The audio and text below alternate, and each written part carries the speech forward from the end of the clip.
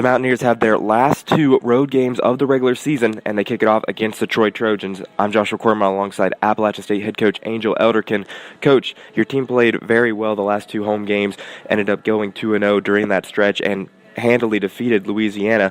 Talk about your team defensively and offensively over the last weekend. Yeah, I think our team, starting kind of at Georgia Southern, locked in to the defensive side of the ball. We've been doing a couple different things defensively just to try to help us out in terms of when we play more athletic teams, when we play athletic posts. So I think having the zone will give us a little bit more depth defensively. I think offensively, one of the biggest keys has been for us is Lainey Gosnell's body of work, just in terms of the way that she's running the floor.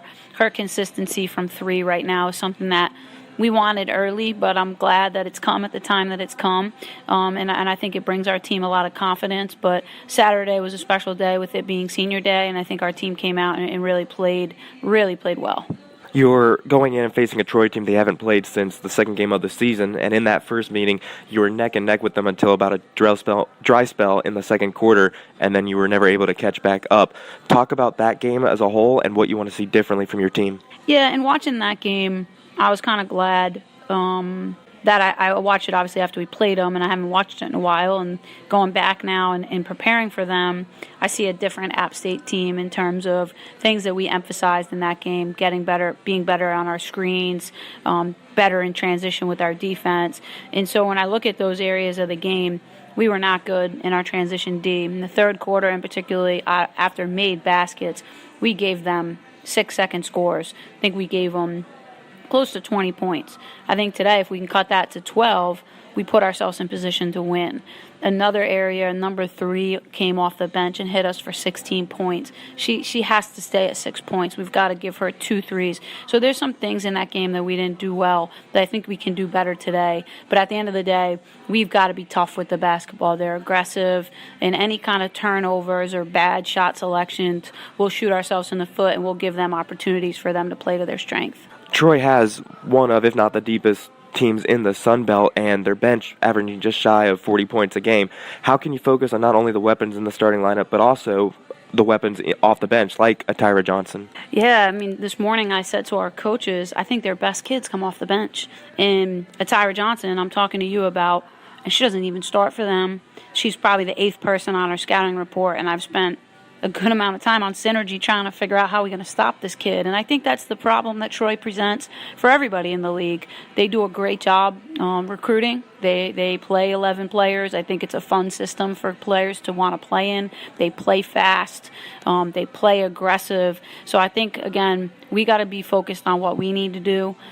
We got to not hurt ourselves by turnovers, but again, we just got to get our players to understand how we're guarding them, what the matchups are, and continue to communicate them to them throughout the game, because that's a lot for kids to process, 11 to 12 players deep. Troy has a lot of weapons, and defensively we've seen your team mix it up the last couple of games, going some zone lately. Are we going to see it be mixed up again today with some man and zone defense? Yeah, we're going to look to try to keep them off balance. The danger with them, as you know from reading statistics, they've had games where they've made 15 threes. They're capable from 3. I think when we played Lafayette, we were able to play our zone for 40 minutes. They averaged 4 made threes. So we're just going to have to go out there and kind of play percentages and see what's hurting us. We'll mix it up early. We'll chart it. We'll see, are we being more successful in our man, in our zone. I like the zone because it limits penetration. I think they're a really good one-on-one basketball team. So again, in the zone, I got to be okay with if they do hit a couple threes to kind of play the percentages and hope that we're doing a really great job rebounding the basketball. Well, you mentioned the rebounding, and of course, this is the number 1 rebounding team in the nation, and you out-rebounded them in the first meeting.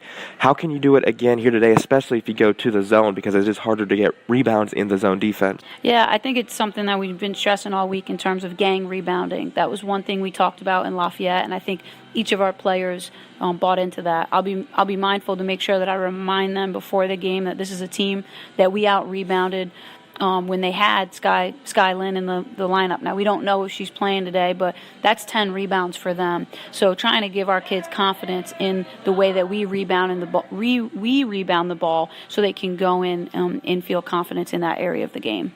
Defensively, you've played well the last 3 games, and then offensively, like we mentioned, several players are starting to hit their stride. You have Lainey Gosnell, who's heating up. Ashley Polachek's playing well.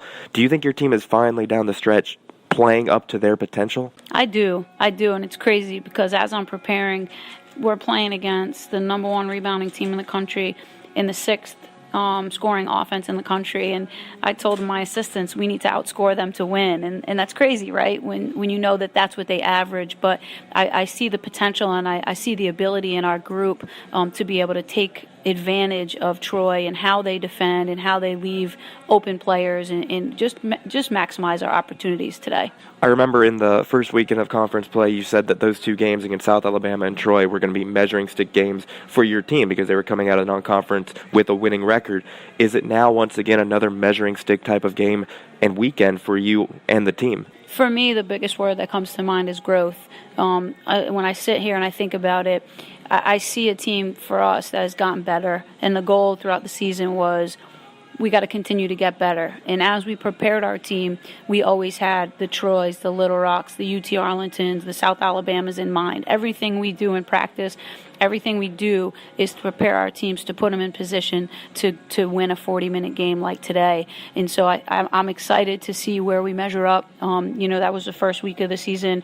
We're in the last week of the season. And I'm really excited to see how our kids come out today. And lastly, your team is fifth in the Sun Belt currently. Troy is third. You're trying to move up and secure your seed for the Sun Belt tournament. Any final thoughts coming into this big game against Troy? Yeah, I really am with our group we know where we want to go, and I'm trying not to put the pressure in terms of, hey, we got to win this to get to New Orleans. We got to win this because we want to win this. At the end of the day, our goal is to win. Our goal is to be one of the best teams in the Sun Belt, and you're not gonna do it not winning. And so, just taking it one game at a time, like we did at home. We controlled our own destiny, and I think again that's got to be the message today. There's a lot of hype around where our bus is going. Are we going to New Orleans? Just do what we need to do, what we wanted to do, what we talked about doing when we started, and stay focused on that for 40 minutes. Thank you, Coach, and we'll talk to you after the game. Thank you.